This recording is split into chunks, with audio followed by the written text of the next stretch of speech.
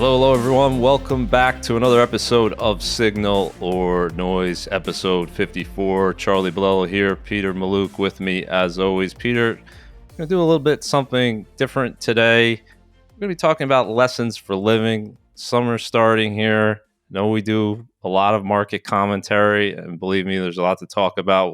We'll talk a little bit about the markets at the end, but today I want to focus on some of the wisdom that you've imparted over the past year on X.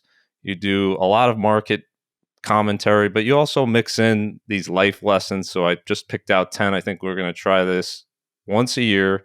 Peter's lessons for living. So let's jump right into it. 10 lessons for living. Lesson number 1, prioritize your health. Here's your quote here. If you have your health, you have 1,000 worries. If you don't have your health, you have only one worry.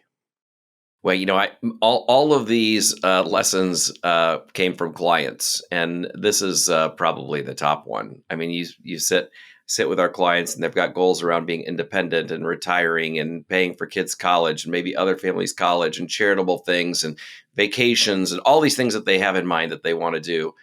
But when there's a serious health thing, everything stops, and it becomes all about that. So, I mean, the two takeaways for me from this are: don't put everything off to the future, because obviously we don't control all of this. And second, we think about a lot of investments, right? That have to do with investments are basically about saying, I'm going to put something away now so I can do something in the future. You're investing for the future. Well, if as part of your financial plan, you really should conscientiously think about your health, exercise, your what you're putting in your body, all of those things, the monitoring, going to a doctor, getting checked, because all these other investments in stocks and bonds and IRAs and 401ks and so on, you can't use them if you don't have that. Absolutely. Let's go to lesson number 2. Nothing great comes easy. If you want to do something truly exceptional, embrace the challenge. It's supposed to be hard. That's what sets it apart. The struggle is proof you're on the right path. I also learned this from a client. So I was sitting with a client who started a security tech company, and he was telling me just how incredibly hard it was to put all these pieces together. And I said, well, if it's so hard, why don't you find like a business that's a little easier? And he said, well, because the good part is it is hard. And he goes, and I know that if I can create this offering, this security product, that it's going to be very, very hard for others to replicate me. I'm going to have a little moat around my business. I'm going to have a lot of runway where I can run, where other people won't be able to compete with me. And fortunately for that person, it worked out, incredibly well. But I remind myself of that, personally at work when we're creating a new offering, and it's so hard and it feels so much energy needs to go into it. I remind myself that's awesome, right? Because it's going to be that much harder for somebody to replicate that part of our offering. So I've learned to embrace, the harder something is sometimes, right? The better the payoff for you. Awesome. Lesson number 3. Uncertainty is timeless. Adaptability is essential. And here's why. Every generation thinks they live in unprecedented times, and every generation is right.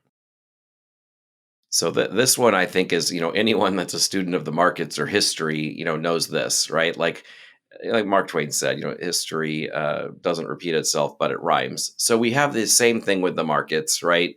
Every bear market, we have a kind of a similar theme. The market goes down over 20%. On average, it goes down 34%, sometimes fast, sometimes slow, sometimes deeper, sometimes shallow. But generally, that's what happens.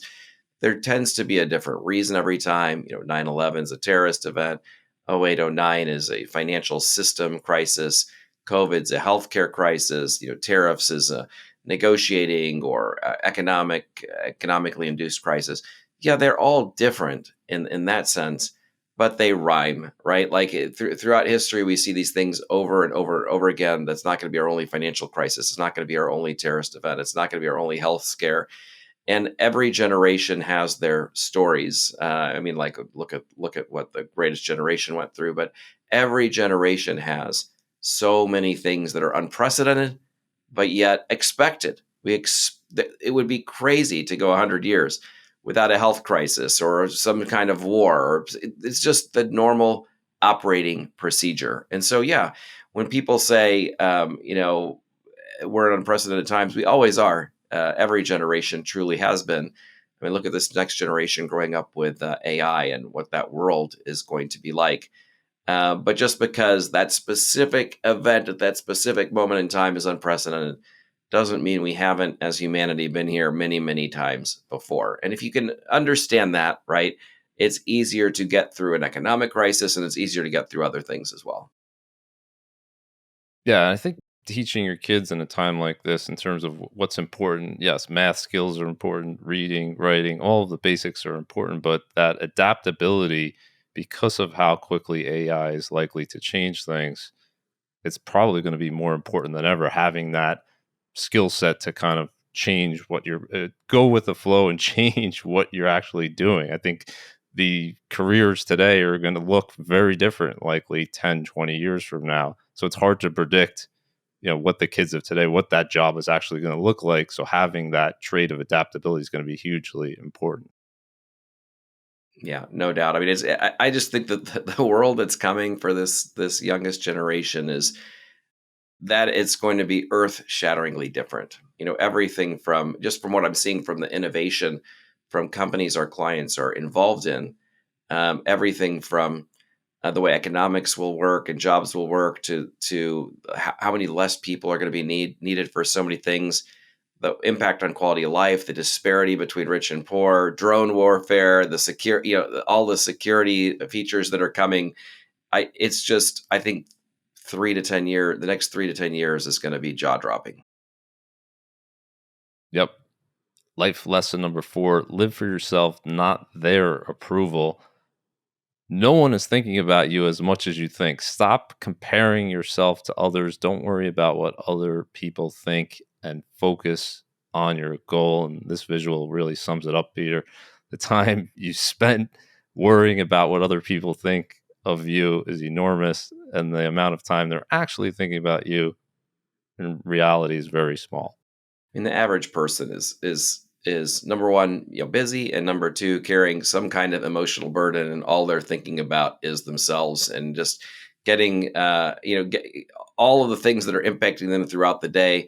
I promise you, you are not the main character in their story. They are the main character in their story, and you're some kind of supporting character, probably far more ancillary in the movie than you think. And so, I mean, like, I think that's one of the benefits of getting older is you just realize, no one's thinking about you. And the few people that you are the people that you are absolutely closest to, and hopefully the most supportive people that you're around. But oftentimes the people that we're focused on, they're so far on the perimeter. It's just a waste of mental energy. They're just not So it's thinking about us. so it's not that you shouldn't care what anyone thinks. It's that you have to be very careful, right? And which feedback that you're actually listening to, right? That's right. I mean, of course we can. I mean, of course we want to have good reputation and live a life of character, and all of that's very important. But trying to impress somebody that is not a core part of your life is just a waste of energy. Lesson number 5, invest in memories. Most things you buy depreciate in value quickly, but good experiences tend to appreciate even more as time passes. I one of my favorite things to do with clients is revisit. I've been doing this long enough now. I've got clients that go back over 20 years. And so we start to talk about, well, you really wanted to plan this world trip. You wanted to plan this family reunion. You wanted to get that second home. And I love to talk to them about how do you feel about that in retrospect? And look, there are many people whose goal it is to buy a car and they get the car and it brings them enormous joy. I'm not saying things cannot bring happiness, but it seems overwhelmingly, and the research supports this, that experiences tend to bring more joy because you have the benefit of looking forward to the experience, you have the experience itself. But the fascinating part about the research is as you get further away from the experience, it tends to have a halo effect, and you just remember everything awesome about it. You forget being stuck in the airport, or maybe you were sick for a day. It really lives in your memory on and on and on and brings you moments of joy thinking about it in retrospect for the rest of your life. And so I've seen that research. I've read a lot about it. You and I have talked about it. Jonathan Clements has written a lot about it, and I've really shifted my thinking a long time ago, following my clients and really trying to focus more on, being with friends, being with family, and having those experiences together, and a lot less about trying to get another thing. Great advice. So this summer, take that trip. Don't put it off. What Lesson number 6: what you allow in shapes what you become. Eliminate as much negativity as possible from your life, including toxic people, ideas, thoughts, movies, news, podcasts, social channels, or anything else that pollutes your mental well being. Negativity is a mental cancer and gets in the way of success. Cut it out of your life. Yeah, I mean, like garbage in, garbage out. I would tell my kids when they were younger, if you hang out with dirt, don't be surprised if you get dirty, right? I mean, like if you hang out with a bunch of people that are physically fit, you're more likely to be physically fit. You hang out with a bunch of people that are eating right, you're more likely to eat right. You hang out with a bunch of people that are getting stoned every day, well, guess what's probably going to happen to you eventually? You we're not too conscientious about the podcasts we're listening to, the music we're listening to, the shows that we're watching, the books that we're reading, the podcasts that we're hearing. And the more things you can do that educate yourself, that are positive, that can lift you up, it will be a nice, pleasant outcome that you will be smarter and you will be happier and you will be able to move to another level. So trying to control to the extent you can the things that are coming in, we can't control everything coming in, definitely has an impact on your well-being. For sure. How do you deal with those? The complainers, the whiners, the negative people? I mean, some people, we know, Peter, some people are just born with that disposition. You Well, I just mean, kind of avoid spending time with them, too look, much time with them. right? Like there are a million friends you can have in the world, right? And so if Yeah, you got a friend like that, find a new friend. Now, obviously, your family is your family or whatever, but you can control the time you are spending, right, with with everyone. So you can manage this a little bit. Some of us have control, over where we work or maybe where we office at work. Sometimes we don't. But the parts you can control them. Um, don't if you've got a friend that every time they call you cringe when you see the phone number, it's time to get a new a new friend, right? You can control some of these things, not all of it, but some of it. okay, let's go to lesson number 7: celebrate the climb. All of us are really good at measuring the gap between where we are and where we want to be, but make sure to pause occasionally and appreciate how far you've come.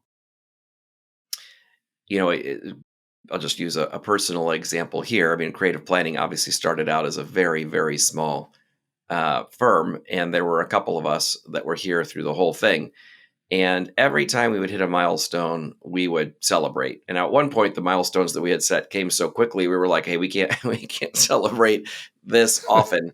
But we never let go of that. And I think, I look back on that very happy because, as you know, Charlie, and many of our listeners may know that one of those first people, Jim Williams, our chief investment officer, he died. I said goodbye to him on a Friday, and he went home shortly after that, and didn't wake up the next morning. But I know he lived a life of no regret. Right? He celebrated with his wife, he celebrated with his kids, and he celebrated with his team at work.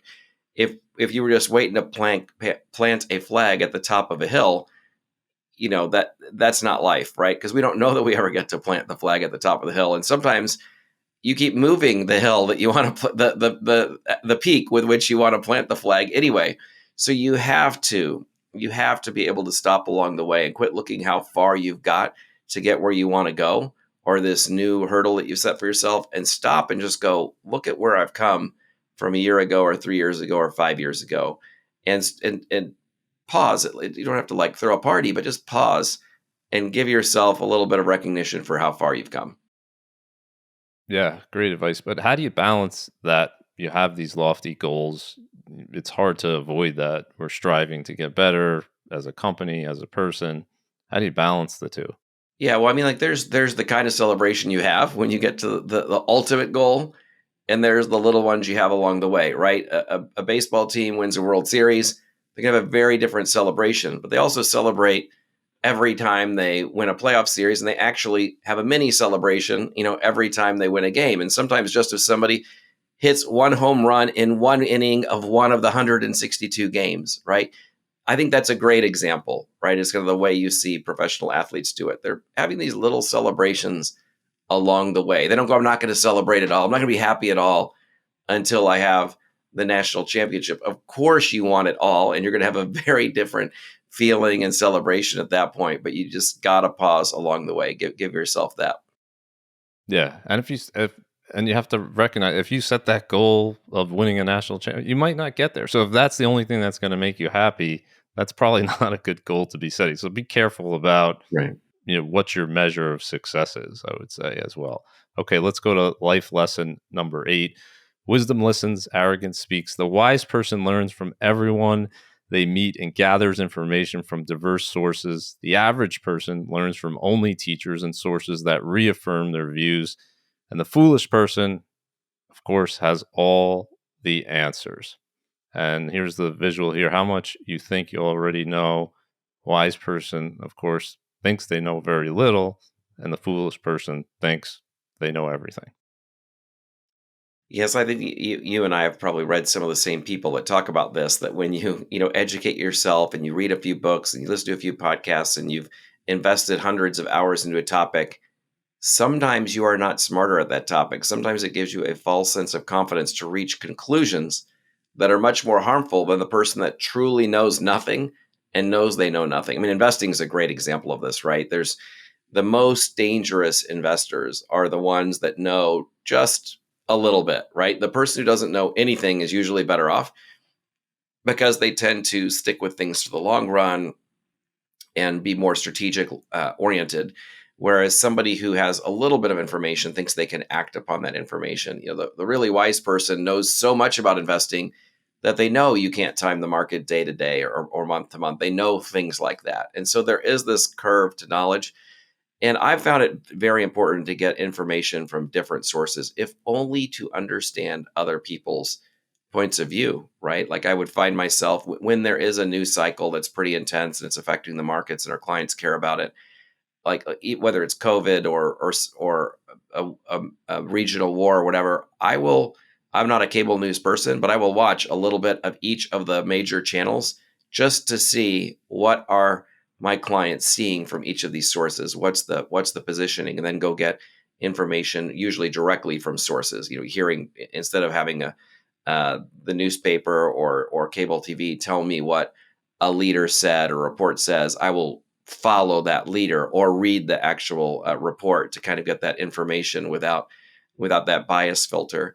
But to the extent you can get more of a worldview, I mean, we all suffer from confirmation bias, which is this idea that everything that we believe is correct and everything we don't believe is ridiculous, which is why Republicans will be more likely to watch Fox News and read the Wall Street Journal, and Democrats will be more likely to watch CNN or MSNBC and read the New York Times. Right? We read the stuff that reaffirms what we are already thinking. We watch the stuff that already tells us what we're already thinking and belittles the other side. That's just human nature. And a lot of people listening to this might say, "Well, that's not really, me. I'm really open minded." And I would just say, "Well, think of your 3 or 4 biggest hot button issues, whatever they may be.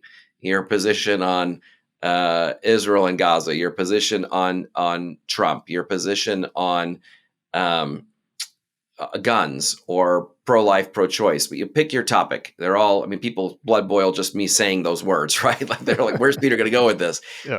We're locked into our positions. And if I presented to you the 10 greatest thinkers ever on the topic that you feel strongly about, but on the other side. And let's say we filled a room with the thousands of people that might be listening to this podcast. Let's say we filled a room with all those people and they were all on one side of that issue. And you gave the 10 top speakers in the world on the other side of the issue. Not one person in the room is going to change their mind. Nobody is. There's nobody listening to this that's going to change their mind about their top 3 issues. It's just, we're so locked in. And that makes us very susceptible to little pieces of information, really skewing our bias further down the road. This is a life thing. It's definitely an investing thing, and something I've become hyper aware of. Started in the investment world, but really as the way we get news has become more polarizing, very niche based, become more aware of it there too.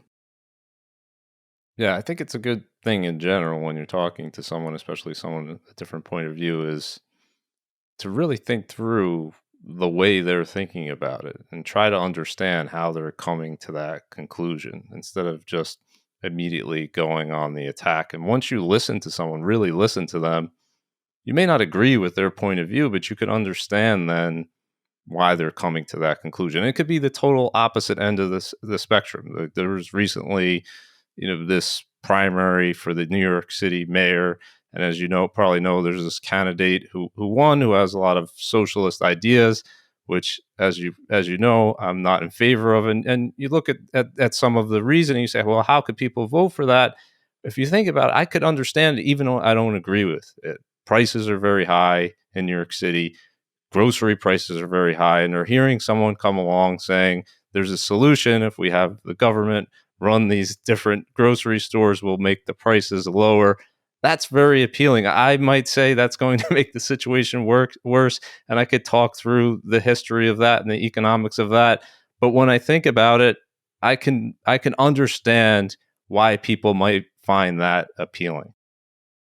Yeah, I mean, there's no question. Yeah, you have to look at the lens with which we're all coming to this. What we were from what we were our life experiences today, which is what drives everything, right? All politics is local. If there's a bunch of people that when they go to the grocery store are paying triple what they were 10 years ago in New York City, that's as local as the politics is going to get, right? And someone whoever can solve that problem for that person is has a very higher probability of getting the vote. And then also the kind of worldview you grew up with, right? Like what did you hear in your home? What were the first pieces of information that you read or saw that resonated with you? The influence, understanding the influence that someone's coming from is, I think, also gives you a quick sense of their worldview. Oftentimes, you can just find out a neighborhood somebody grew up with, and you can know how they feel about world politics just based on something like that, right? And so a lot of us, the biases are built in from a very young age. Yeah, what I've noticed about you, Peter, in doing these connect events and watching you interact with different people is how little you're talking in a conversation and how much you're listening. Is that something you've developed over time or just comes natural to you? Like you're constantly listening to the other person's point of view, learning from them instead of saying, I'm the expert, I'm going to tell you everything.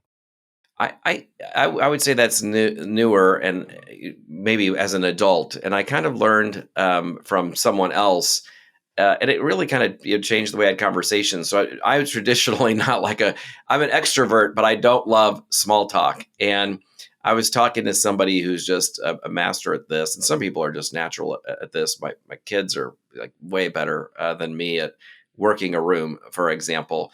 But this person just said to me, like, you just gotta become fascinated with people and their thoughts and try to figure out what's the thing you can learn from that person, their view, that you're going to leave that conversation knowing more. And it's just totally changed my perspective. Like when I go to a connect event, I get to meet all these clients, their guests, their friends. Sometimes our colleagues in the industry show up at these things, and if you really spend those few hours where you're moving around, hearing a little bit from everybody, you leave the room a lot smarter, right? About what people are thinking about and what people care about and what motivates them. And it's just changed the way that I've been able to interact with those things. So much newer for me. Awesome. Lesson number 9, protect your peace. Calmness is a human superpower, the ability to not make everything about you and to walk away from unnecessary battles keeps your heart, mind, and soul at peace. Yeah, this is one I have to work on. I learned this. I mean, I watched a client that was going through they had really, really been wronged by a business partner.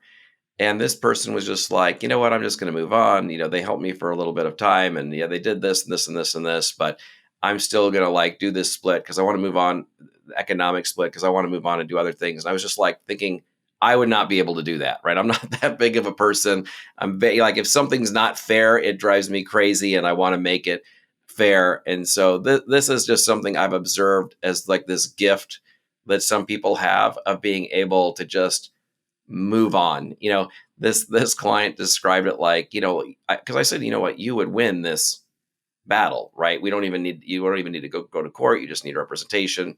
write a letter, you've got a much stronger outcome. And he said, he goes, sometimes a lion, like there's just something bothering it and they just don't even notice. Sometimes they wag their tail.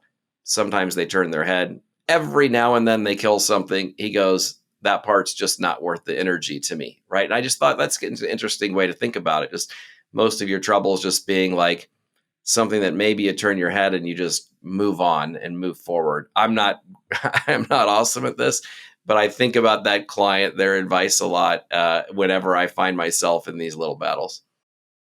Yeah, I think a good piece of advice when you're feeling the urge to engage in something like this is give it time, right? Step Yeah. away. Don't send that email in the moment where you're angry about something. Almost always, that if you give it a day, you're not going to send that email. You're not going to send that text. And you're not going to engage in this unnecessary battle. You're going to focus on what really matters to you, and that's not that's not in line with starting a situation. And that's hard, Peter, because it's our instinct to fight back, right? It's our instinct to not be wronged about something. And the problem is it's only hurting yourself by letting that occupy your time. You only have so much time in a given day. If you give all your mental energy to that unnecessary battle, you're not going to have time for the things that you find meaningful, and you're not going to be at peace. Yeah, 100%. Okay, let's go to lesson number 10. Don't judge wealth by its cover. This is, I think, one of the favorites, looking at the response that you got on X and LinkedIn. One thing I have learned over the years is there are plenty of people that look like they have nothing, but are actually super wealthy, and plenty of people that look super wealthy, but actually have nothing. And here's the visual here of an old beat up truck and a Ferrari. And yeah, it might be the case that the one person with the Ferrari has this enormous wealth, but many times appearances can be deceiving when it comes to this stuff. Yeah, I mean, of course, there are wealthy people that have really Yes. awesome cars, right? But I am 100% certain of this. More wealthy people are not driving the Ferraris and the Lamborghinis and so on. The number of, well, I mean, just yesterday, I mean, the number of centimillionaires, people worth 100 million and up, for example, that I go see, and I'm usually meeting these people in their homes. Is usually where they choose to meet. Obviously, we have offices all over the country, but almost never meet them there. They usually want to meet in their homes. And these people, you would never guess as a group. Most of them, you would never ever guess the kind of wealth that they have. And part of it is they people that are worth a lot. Say 10 million and up, 5 million and up. They have really gotten there by putting money away, putting money away, putting money away, investing, saving, depriving today, investing for the future. That's part of it. A part of it is they don't want to stand out. Some of them are humble. Some of them like to keep a low profile. Some want to not change their social dynamics at all. They don't want to stand out with their family or whatever. I mean, there are all kinds of reasons, but the majority of people that are wealthy, you wouldn't know it. And I could tell you, for example, the Forbes list is 100%. Like, it's so far off, right? There's so many clients I have that should be on that list.